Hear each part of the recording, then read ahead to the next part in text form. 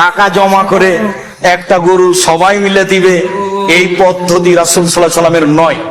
3-4 ভাই মিলে নিবে 3-4 ভাগ, আর গ্রামের 2 জন নিবে 3 ভাগ দিয়ে 7টা করবে, এই পদ্ধতি রাসূল সাল্লাল্লাহু আলাইহি সাল্লামের পক্ষ থেকে প্রমাণিত নয়। তবে অনেকে বলতে চেয়েছে যে 7 জনে যদি চলে তাহলে 3 জনও চলে, বারদার যে আরো ভালো চলে, 5 জনও চলে, আরো ভালো চলে। আমি দীর্ঘ এই 26 বছরের তদন্তে এইভাবে কুরবানি করা যাবে তা অবগত হতে পারে। আর আমি আব্দুর রাজ্জাক বিন ইউসুফ শরীয়ত থেকে সামান্যতম সরে আসতে চাই না। আবারও বলছি, ভাগে জন হিসাবে 7 জনই চলে, ভাগে পরিবার হিসাবে চলে না। শরীয়তকে মেনে এত বড় দামি ইবাদত করার চেষ্টা করেন, বা নেকি বেশি হবে। টাকা বেশি আছে, রাজস্থান থেকে উট কিনে নিয়ে এসে কুরবানি করেন। টাকা কম আছে, ষাঁড় কুরবানি কিনে কুরবানি দেন। টাকা কম আছে, খাসি কিনে কুরবানি দেন। টাকা কম আছে, ছাগি কিনে কুরবানি দেন। টাকা কম আছে, ভেড়া কিনে কুরবানি দেন। একটা গরুর ভাগে যত টাকা লাগে ওই টাকা দিয়ে অন্তত বর্তমান বাজারে 3টা ভেড়া কিনে পাওয়া যায়। গোস্ত খাওয়ার উদ্দেশ্যে কুরবানি করলে তো তাহলে এটা কবুল হবে না, উদ্দেশ্যই তো উল্টা হয়ে আছে। লা ইয়ানালাল্লাহু লুহুমুহা ওয়ালা দিমাউহা ওয়ালাকিন ইয়ানালুহু তাকওয়া মিনকুম। আল্লাহর নিকট তোমাদের কুরবানির গোস্ত, কুরবানির রক্ত পৌঁছে না, পৌঁছে তোমাদের অন্তর। যার নিয়ত পরিষ্কার, টাকা বৈধ, তারই কুরবানি কবুল হয়, এছাড়া কুরবানি কবুল হয় না। সম্মানিত মসজিদের মুসল্লি, আর শেষের অংশে এসে একটি কথা বলতে চাই যে কুরবানির গোস্ত আমরা সাধারণত 3 ভাগে ভাগ করে থাকি। বিশেষভাবে চাঁপাইনবাবগঞ্জ, রাজশাহী এবং ইন্ডিয়ার আরো কিছু কিছু জেলায় 3 ভাগে ভাগ করা হয়। 1-2 ভাগ নিয়ে আসা হয়, 1 ভাগ বিকালে মাথা পিছু ভাগ করে নেওয়া হয় গ্রামবাসী মিলে। আসলে এই পদ্ধতি হারাম না হলেও তা পছন্দনীয় নয়। আবার কোন কোন এলাকায় মানুষ হারে কিছু দিয়ে দেওয়া হয় আর সব নিয়ে চলে আসা হয়, এটাও ঠিক নয়। হ্যাঁ, 3টার পদ্ধতির মর্মে কোনো হাদিস সহি নেই। যে হাদিস এসেছে যে 3 ভাগের 1 ভাগ নিজে খাবে, 3 ভাগের 1 ভাগ গরিব প্রতিবেশীকে দিবে, আর 3 ভাগের 1 ভাগ ফকিরকে দিবে যারা ভিক্ষে চায়, মর্মে হাদিসটি মানুষের বানানো নিতান্তই জয়ীফ। কাজে এই হাদিসকে দলিল সামনে রেখে কুরবানির গোশত 3 ভাগে ভাগ করতে হবে এ কথা নয়। 3 ভাগ করলে নাজায়েজ হারাম হবে এ কথা নয়। তবে আমরা পছন্দ মনে করি 3 ভাগের 1 ভাগ যে দিয়ে এসেছেন, 10-এর মধ্যে এটা দিয়ে এসেছেন, যাক ওটা ভাগ করে নে করা। যারা কুরবানি দেয়নি, আমার এক চাচা বলছেন, আব্দুর রাজ্জাক তাহলে তো ওদেরই গোশত বেশি হয়ে যাবে। তো তাতে কি আছে, ওদের গোশত যদি বেশি হয় হোক, কিন্তু 3 ভাগের 1 ভাগ দিয়ে এসেছেন আর নিতে যাবেন কেন? আবার যারা বলছে নিতে গেলে ওটা বমি করার মতো হয়ে গেল, দান করেছে আবার ফিরিয়ে নিল। কুরবানির গোশত অত ছোট জিনিস নয়, খুব দামি গোশত, খুব সম্মানী। দিয়ে এসেছে আবার নিতে গেলে সেটা ওই বমন হয়ে গেল, এ কথা বলা যাবে না। কুরবানির গোশতের উপর এরকম কোনো মন্তব্য করা ঠিক নয়। কুরবানি যেমন খুব দামি পশু, কুরবানির গোশত তেমন দামি জিনিস। একে ফকির মিসকিনকে দিতে শিখতে হবে। রাসূল সাল্লাল্লাহু আলাইহি সাল্লাম 3 দিনের বেশি খেতে নিষেধ করেছিলেন। পরবর্তীতে যখন সমস্যা দূর হয়ে গেল, সবার যখন টাকা পয়সা অবস্থা ভালো হয়ে গেল, তখন তিনি বললেন, কুলু ওয়াদ্দাখিরু ওয়াতিমু মা বাদালাকুম। এখন তোমরা খাও, বাড়িতে জমা করে রাখো এবং দাও, যা পারো দাও, যা পারো খাও, যা পারো জমা রাখো। দেওয়ার বিষয়টা আপনার উপরে নির্ভর করে। 2 কেজি দিয়ে বাকি রেখে দিলেন, এটা কৃপণতা।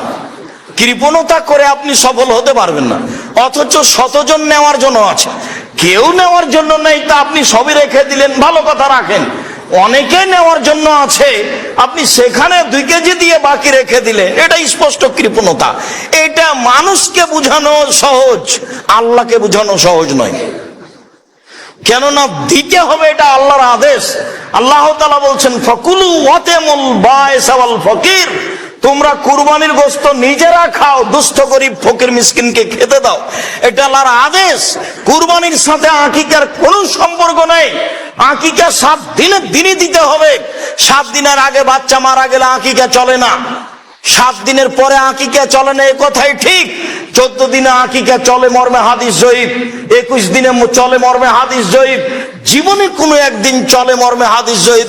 এসব হাদিস আমলযোগ্য নয়। আকিকা গরু দিয়ে চলে না, আকিকা উট দিয়ে চলে না, আকিকা শুধুমাত্র ছাগল ছাগি দুম্বা দুম্বি এই 4 প্রকার, 2 শ্রেণীর 4 প্রকার দিয়ে চলে। আর কুরবানি ছাগল ছাগি দুম্বা দুম্বি গরু গাভী মহিষ মহিষী উট উটনি সব দিয়ে চলে। গোস্ত দিতে বাধ্য।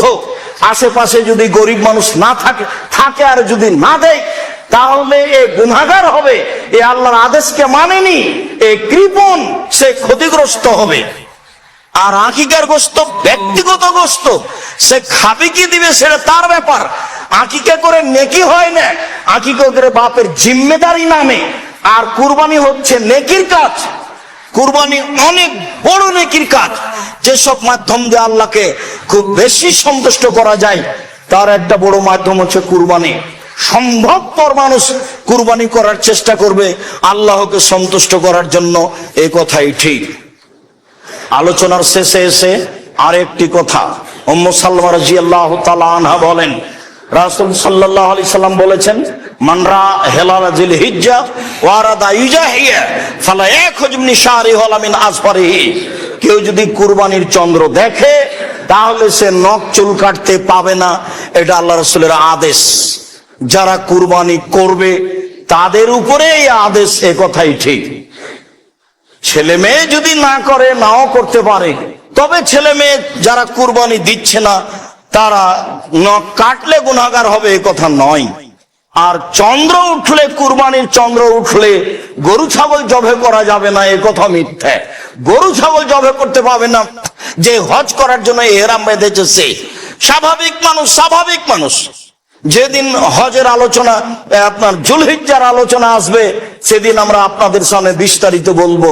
আজকের আলোচনার পুনরাবৃত্তি। সম্মানিত মসজিদের মুসল্লি, আমাদের যে কুরবানি, এই কুরবানি ইব্রাহিম আলাইহিস সালামের কুরবানি। ইব্রাহিম আলাইহিস সালাম থেকে যে কুরবানি চালু হয়েছে সেটাই আমাদের কুরবানি। যদিও কুরবানি প্রথা আদম আলাইহিস সালাম থেকেই চালু রয়েছে। আদম আলাইহিস সালামই তার 2 ছেলেকে কুরবানি করার জন্য আদেশ করেছিলেন, যা কোরআন মাজিদ দ্বারা প্রমাণিত হয়। ইতিহাস আমরা সংক্ষিপ্তভাবে উল্লেখ করেছি। এরপরে বলতে চাচ্ছি, সম্মানিত মসজিদের মুসল্লি, দাঁত দেখে, লেজ ভালো দেখে, কান দেখে, চক্ষু দেখে কুরবানি কিনতে হবে, এটা আল্লাহ রাসূলের আদেশ। আল্লাহকে সন্তুষ্ট করার জন্য পশু কিনতে হবে কুরবানির, এ কথাই ঠিক। এরপরে 7 জনে নয়, বরং 7 পরিবারের পক্ষ থেকে একটি পশু কুরবানি করতে হবে, এ কথা নয়, বরং একটি পশু একটি পরিবারের পক্ষ থেকে কুরবানি করতে হবে, এ কথাই ঠিক। অন্তত একটি পরিবারের পক্ষ থেকে একটি পশু কুরবানি করতে হবে, এ কথাই ঠিক। 7 জন আর 7 পরিবার এক নয়। বিষয়টি বিবেচনা করার জন্য বারবার অনুরোধ জানাচ্ছি। একটি পশুতে 7 জন অংশগ্রহণ করতে পারবে না, এ কথা আমরা কোনোদিনই বলিনি। একটি গরুতে 7 জন অংশগ্রহণ করতে পারে, একটি উটে 10 জন অংশগ্রহণ করতে পারে, তবে 10 পরিবার অংশগ্রহণ করবে এমন হাদিস আমাদের অবগতিতে আসেনি। যারা খুব জোরালো দাবি জানিয়ে বই পুস্তক লিখেছে, তাদের বইগুলি, তাদের কলমগুলি একাধিক দিন আমরা পড়ে দেখেছি, তাতে আমাদের কাছে স্পষ্ট হয়নি, বরং জোর করে চেষ্টা করা হচ্ছে, এটা আমরা বুঝেছি।